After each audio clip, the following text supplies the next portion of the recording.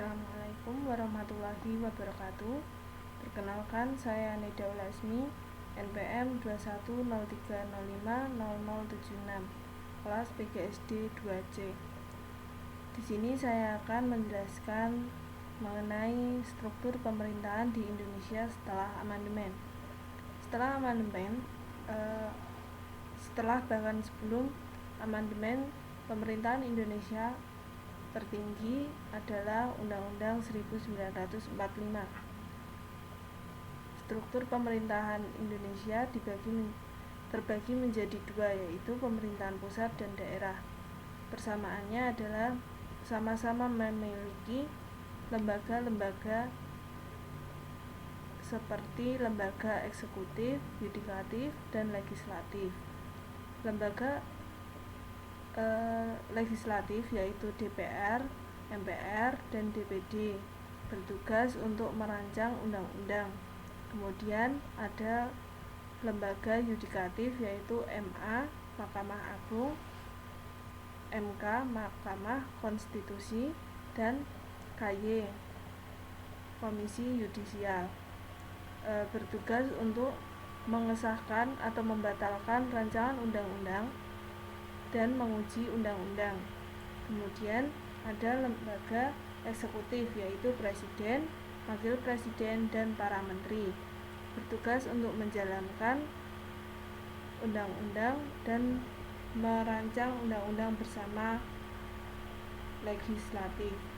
Kemudian ada yang namanya lembaga eksaminatif yaitu beranggotakan BPK, bertugas untuk mengawasi keuangan negara. Kemudian ada lembaga tambahan yaitu KPU dan Bank Sentral.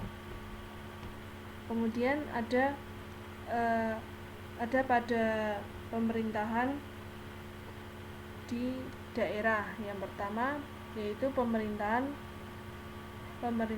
provinsi, dipimpin oleh gubernur, bertugas untuk merancang undang-undang, merancang peraturan daerah bersama DPRD tingkat 1, yaitu di tingkat provinsi. Kemudian ada di bawahnya yaitu pemerintah kabupaten atau kota, dipimpin oleh wali kota atau bupati, bertugas untuk membuat peraturan daerah bersama DPRD tingkat 2. Nah, dalam lembaga yudikatif di bawah pemerintahan pusat yaitu ada peradilan dan pengadilan. Peradilan dibagi menjadi 4, yaitu peradilan umum, peradilan agama, peradilan militer, dan tun. Peradilan umum yaitu bertugas untuk menyelesaikan masalah-masalah yang terjadi di masyarakat secara umum.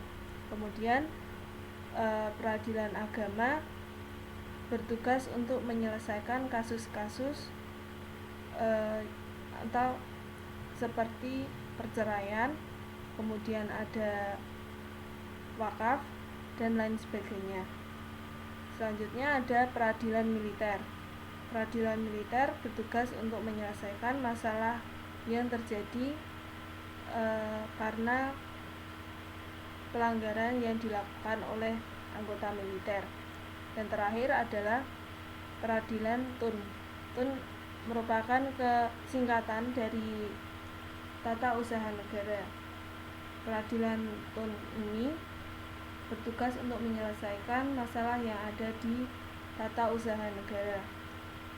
Peradilan ini berada di tingkat paling tinggi pada tingkat daerah.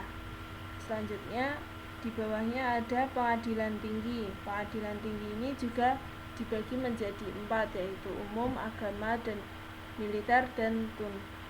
Pengadilan tinggi ini setara pada pemerintahan provinsi.